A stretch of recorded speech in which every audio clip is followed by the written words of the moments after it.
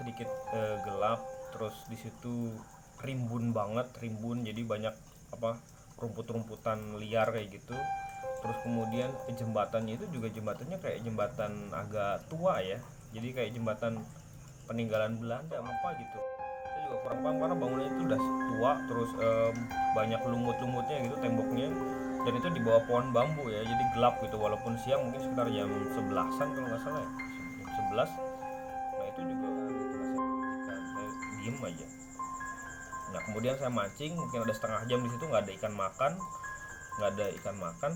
Nah tiba-tiba si apa buntelan yang ada rambutnya itu tiba-tiba gerak dia, dan apa, lu jadi merinding saya, maksudnya. Ya, assalamualaikum sob, balik lagi sama channel Serius Micro Fishing. Ini sekarang saya lagi nggak di spot mancing ya, ini sekarang saya lagi di apa, di belakang rumah ini. Sekarang saya mau bikin cerita yang masih ada kaitannya dengan micro fishing, dengan kegiatan saya mancing ikan-ikan kecil. Tapi ini mungkin sedikit berbeda ya, karena ini ceritanya terkait dengan pengalaman mistis saya atau pengalaman horor saya ketika ya mancing ya saat micro fishing. Oke, langsung aja saya mulai ceritanya ya. Jadi cerita ini kalau tidak salah mungkin terjadi pada tahun 2018. Di waktu itu saya juga sudah micro fishing, sudah aktif mancing gitu. Sudah mulai aktif mancing. Nah, seperti biasa, kebiasaan saya nyari spot mancing itu dulu itu pasti mengandalkan yang namanya Google Maps ya, Google Maps. Jadi selain saya biasanya mantau di beberapa grup mancing untuk nyari spot ikan wader atau nyari ikan melem gitu, saya biasanya mantau di grup-grup mancing itu kan biasanya banyak tuh. Nah, tapi waktu itu saya memutuskan untuk nyari spot mancing itu di Google Maps ya, di Google Maps. Jadi kalau misalnya Google Maps itu, kalau sobat lihat kan yang di apa, fitur satelitnya itu kan ada kalau biru itu sungai, terus kalau misalnya jalan itu kalau nggak salah warna hitam atau apa gitu. Nah jadi saya pakai fitur di Google Maps itu untuk nyari spot mancing, jadi untuk nyari apa, lokasi-lokasi kali yang kira-kira bisa diakses gitu. Nah itu biasanya saya lihat sungai itu, kemudian kalau misalnya ada sungai yang berlintasan dengan jalan itu kan biasanya ada jembatan. Nah itu biasanya saya klik spotnya di situ, lalu muncul nggak street view-nya gitu, street view. Nah waktu itu saya nemu spot di daerah Cilongok ya, Kabupaten Banyumas. Itu spotnya cukup strategis itu spotnya. Jadi kayak di area kebun-kebun warga gitu, terus agak jauh dari rumah. Kemudian spotnya itu dari jembatan, lihat dari jembatan spotnya oke gitu, spotnya oke, lumayan terang, terus kemudian kalinya juga seperti kayak cadas-cadas gitu. Wah ini spotnya oke nih, saya bisa bisa coba untuk mancing ke sana. Dan saya lihat kalau dari street view itu um, spotnya sangat potensial ya untuk dihuni ikan wader gitu, karena sedikit ada streamnya, terus ada cerukan-cerukan kecil gitu. Nah waktu itu akhirnya setelah saya ketemu, kemudian saya tandai kasih bintang spotnya saya kasih bintang. Nanti pada saat saya sudah weekend, udah pas libur, bisa langsung berangkat ke spot kan. Nah waktu itu saya lebih sering mancing sendirian ya, walaupun sampai sekarang juga masih lebih sering mancing sendirian. Waktu itu saya mancing sendirian, jauhnya dari Sampang itu Kabupaten Cilacap. Terus kemudian naik motor sampai ke daerah Cilongok ya, saya lu nggak tahu persis nama desanya apa, cuman itu masuk ke kecamatan Cilongok di Banyumas. Nah itu dari rumah itu kalau nggak salah berangkat agak siang sih, agak siang, mungkin sekitar jam 8 atau jam 9 dari rumah. Kemudian di perjalanan tuh sekitar 45 menit perjalanan dari rumah itu, karena sempat nyasar-nyasar juga. Tapi akhirnya ketemu ke spot yang saya tandai bintang itu. Nah ternyata pas udah sampai spot itu, di spot itu tuh tidak seperti yang nampak di Google Street View gitu loh. Kalau di Street View itu kelihatan, nggak tahu mungkin itu rekaman beberapa tahun sebelumnya ya. Jadi kalau di Street View itu kelihatan masih apa, terang, terus kemudian nggak terlalu banyak pohon, nggak terlalu rimbun lah pohonnya gitu. Nah ternyata pas sudah sampai spot itu, ternyata spotnya apa, sedikit kayak gelap gitu loh, walaupun siang tapi sedikit gelap, terus di situ rimbun banget, rimbun, jadi banyak apa rumput-rumputan liar kayak gitu. Terus kemudian jembatannya itu juga jembatannya kayak jembatan agak tua ya, jadi kayak jembatan peninggalan Belanda mungkin gitu. Jadi em, yang udah berlumut, terus udah nggak ada catnya, udah nggak kelihatan catnya gitu. Dan itu memang gangnya gang kecil ya, gang kecil, jadi kayak jalan desa aja gitu, jadi cuman aspal yang nggak terlalu bagus itu, bukan bukan bukan hot mix gitu. Nah akhirnya setelah sampai di spot, tanpa panjang lebar saya langsung parkir motor. Terus setelah parkir saya mulai turun, udah mulai cek spotnya itu, lihat kanan kiri, wah ternyata ada bagus tuh. Nah yang pertama saya turun itu langsung menuju ke spot yang di bawah jembatan, jadi yang di bawah arus ke hilirnya itu. Nah ke bawah jembatan saya susur. Di situ memang spotnya bagus gitu, potensial banget pokoknya, jadi banyak batuan, terus ada cadasnya, cerukan-cerukan kecil, ada air terjun kecil gitu. Nah itu saya susur ke sana, tapi nggak dapet ikan satupun gitu. Nggak dapet ikan satupun itu, jadi saya heran kenapa ya, maksudnya di spot yang sebagus itu tuh nggak ada ikannya gitu, nggak ada ikan yang makan gitu, nggak ada ikan yang makan.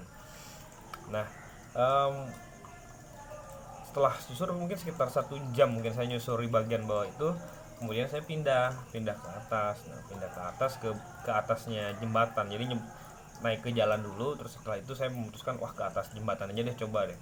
Nah di atas jembatan itu ada kayak kebun bambu gitu loh, kebun bambu, terus suasananya pokoknya lebih lebih gelap lah, lebih gelap dibanding yang sisi bawahnya itu.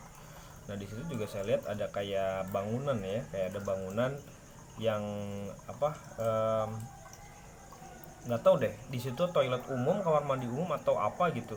Saya juga kurang paham karena bangunannya itu udah tua, terus banyak lumut-lumutnya gitu temboknya, dan itu di bawah pohon bambu ya, jadi gelap gitu walaupun siang, mungkin sekitar jam 11-an kalau nggak salah ya, jam 11. Nah itu juga apa sudah gelap gitu waktu itu, jadi lembab gitu loh, lembab, suasananya sangat lembab.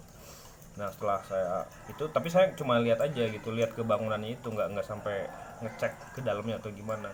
Nah setelah itu saya apa turun turun ke kali, di pinggir kali. Nah pas turun ke kali itu saya ini apa, ada ular gitu, ularnya ular kecil lah, kayaknya kalau orang sini bilang tuh ular telampar ya, jadi yang kecil yang biasa di pohon itu, yang warna hijau, ada larik-larik hitamnya itu tuh di rumput, hampir aja kepegang gitu, hampir aja kepegang.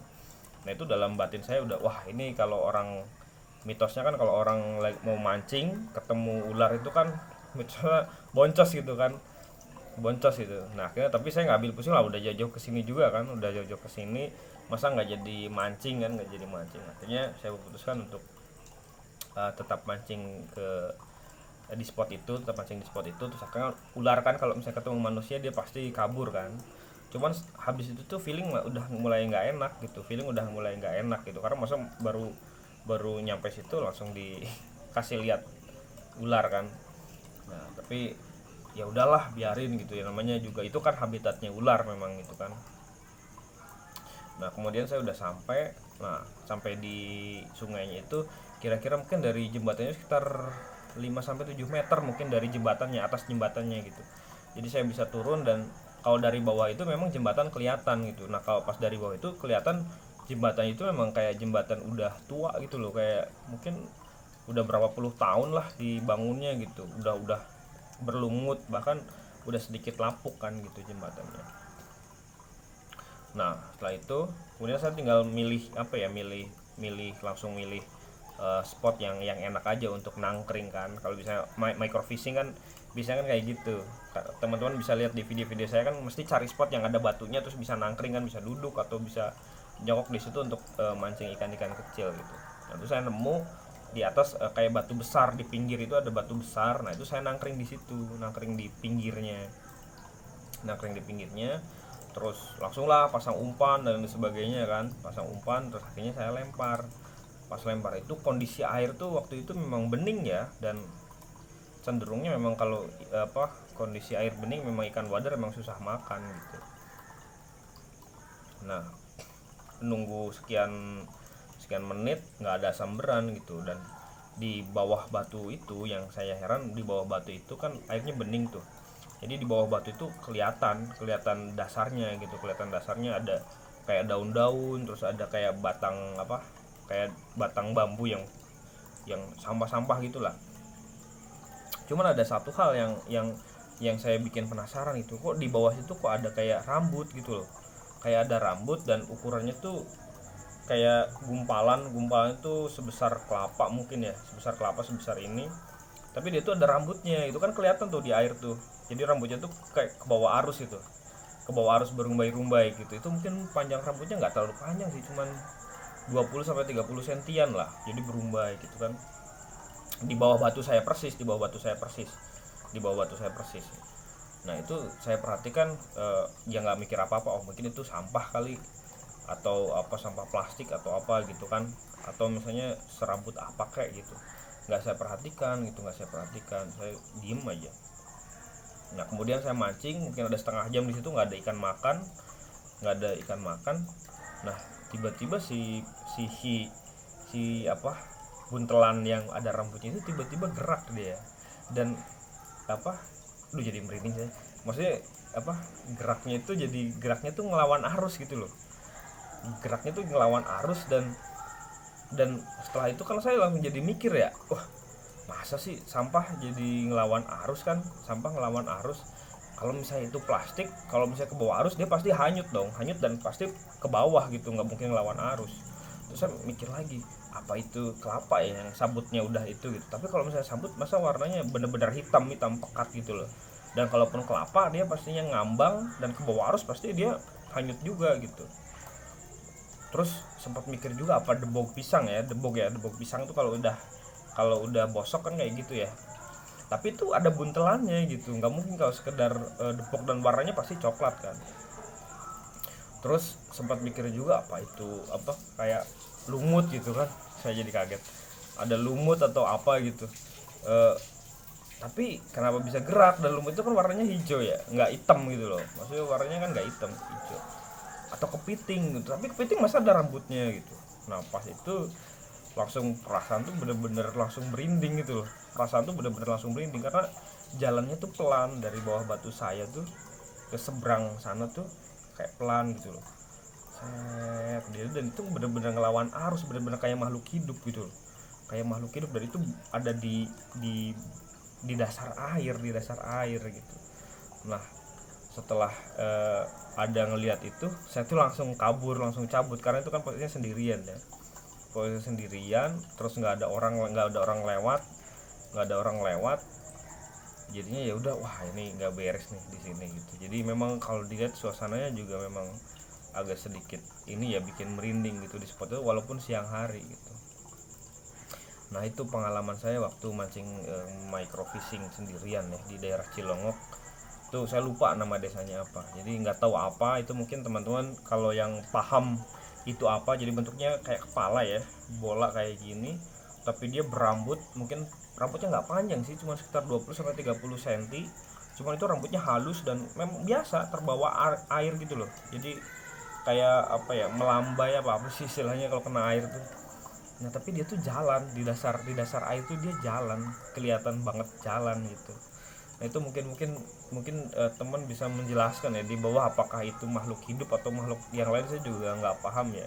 Karena setelah itu memang perasaan langsung merinding semua tuh, badan langsung merinding. Terus saya kira wah ini nggak beres loh. Terus akhirnya saya langsung kabur, dan sampai sekarang saya nggak berani lagi mancing di situ sih sebenarnya. Nah, itu sih pengalaman saya microfishing ya di spot yang sebelumnya saya belum pernah kesana gitu, dan mancing sendirian gitu.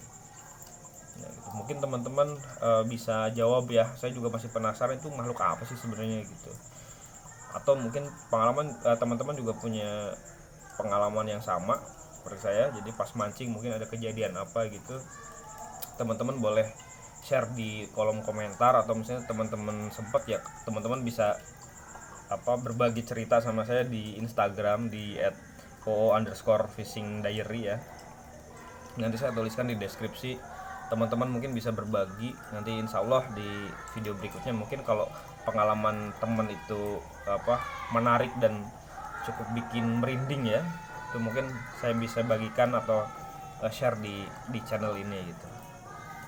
Oke sob, jadi mungkin itu aja cerita saya. Mungkin sepele ya, tapi bagi saya itu lumayan merinding juga karena sampai sekarang saya nggak tahu itu makhluk apa yang ada di dasar air itu gitu. Oke sob, sekian dulu video saya. Sampai jumpa di lain kesempatan. Assalamualaikum warahmatullahi wabarakatuh.